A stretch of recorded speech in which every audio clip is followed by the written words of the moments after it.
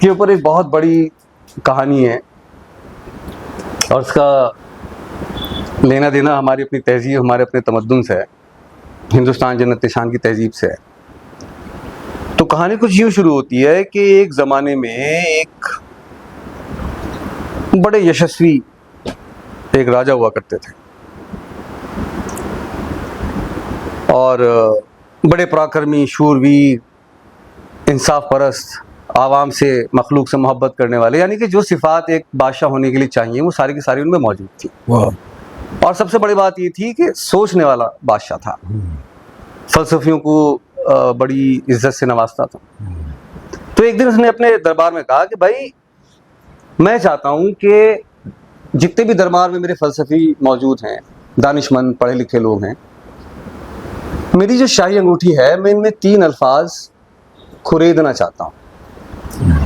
اور میں چاہتا ہوں کہ یہ الفاظ جب میرا بہت برا وقت ہو زندگی میں، جب مایوسی، ہتاشا میرے اوپر بالکل غالب ہو، اس وقت میں اس کو دیکھوں اور مجھے کچھ سبق ملے یا کچھ حوصلہ ملے اس کو. تو خیر ان میں جو ان کا شاہی فلسفی تھا جو سب سے بڑا، وہ بڑا واز اے وائز مین. تو اس نے کہا بادشاہ سلامت، میں آپ کی خواہش پوری کروں گا اور یہ آپ مجھے دیجئے، میں اس پہ وہ 3 لفظ میں اس پہ پوری دوں گا، میں لیکن میری شرط یہ ہے کہ آپ اس کو ابھی ایک پرت اس کے اوپر ڈھک دیں گے اور اس کو تبھی دیکھیں گے اگر آپ کو اس کی ضرورت محسوس ہوگی تو. اچھا بادشاہ بڑا اسمنجس میں پڑا کہ یار کیا بات کر رہا ہے، لیکن چونکہ وہ یقین کرتا تھا اس کی دانش مندی میں، تو اس نے کہا ٹھیک ہے مجھے منظور ہے. تو پھر یہ ہوا کہ حتیٰ کہ وہ الفاظ اس پہ لکھ دیے گئے، اس کے اوپر ایک پرت رکھ دی گئی اور بادشاہ سلامت نے وہ انگوٹھی پہن لی. اب یہ ہے کہ نشیب و فراز اتار چڑھا تو زندگی کا حصہ ہے میاں. ہوا یوں کہ پڑوسی بادشاہ نے حملہ کیا، اس کی حکومت اس کے ہاتھ سے جاتی رہی، جنگ وہ ہار گیا، جان بچا کے ایک پہاڑ کی طرف دوڑا. پہاڑ کی طرف جب اونچائی پہ گیا تو دیکھا آگے گہری کھائی ہے اور پیچھے سے دشمنوں کے گھوڑوں کی ٹاپوں کی آواز سنائی دے رہی تھی. تو اس وقت اس کو خیال آیا کہ یار یہ تو وہی وقت ہے، اس سے گیا گزرا وقت کیا ہو سکتا ہے. چونکہ ہتاشا بالکل گھیر چکی تھی، وہ تو سوچ رہا تھا کہ یہاں سے چھلانگ مار دوں، چونکہ ایسی موت سے بھی کیا فائدہ کہ جس میں اتنی رسوائی ہو. خیر جب اس نے پرت ہٹائی تو اس پہ لکھا ہوا تھا دس ٹو شیل پاس، یہ بھی گزر جائے گا. کیا بات ہے.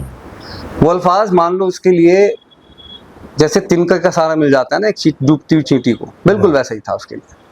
اس کی ایسا لگا جیسے اس کی روح میں ایک تراوٹ سی آئی، اس میں حوصلے کا ایک جذبہ پیدا ہوا. اس نے فوراً اپنی پگڑی کھولی، لٹکائی اور نیچے لٹک گیا. پروردگار بھی ساتھ دیتا ہے ایسے لوگوں کا کہ جو ہمت دکھاتے ہیں ایسے وقت میں. تو آئے دشمن وہاں سے گھومے پھرے اور وہاں سے وہ نکل گئے. خیر واپس آیا، اس نے انگوٹھی کو دوبارہ غور سے دیکھا، اس کے بعد واپس آیا، اپنے گاؤں کے لوگوں کو اکٹھا کیا، اس کی جو فوج تھی جو تتر بتر ہو گئی تھی ان کو اکٹھا کیا، ہمت سے پھر دشمن کا مقابلہ کیا اور واپس اپنی حکومت حاصل کی. کیا بات ہے، بہت خوب. خیر کہانیاں ختم نہیں ہوئی جی. اس کے بعد سلسلہ ہوا تقریب کا، خوشی منانے کا، اتسو کا. ہر طرف بھوج پکوان چل رہے ہیں، ادھر خوشبو ہے، ادھر رنگ ہے، ادھر رقاصائیں اپنا رقص دکھا رہی ہیں، خوشی کا عالم ہے اور طاقت اپنی عروج پہ ہے بادشاہ. واہ. پھر اچانک اس کو خیال آیا کہ یار اس انگوٹھی کا کیا ہوا، اس کے پیغام کو ایک بار اور دیکھتا ہوں. اس نے اس انگوٹھی کو دوبارہ دیکھا، اس پہ ابھی بھی یہی لکھا تھا دس ٹو شیل پاس، یہ بھی گزر جائے گا. کہانیاں کیا کہنے، بہت سے، بہت خوب، بہت خوب، بہت خوب. یہ چاہیے کانٹینٹ بھائی صاحب.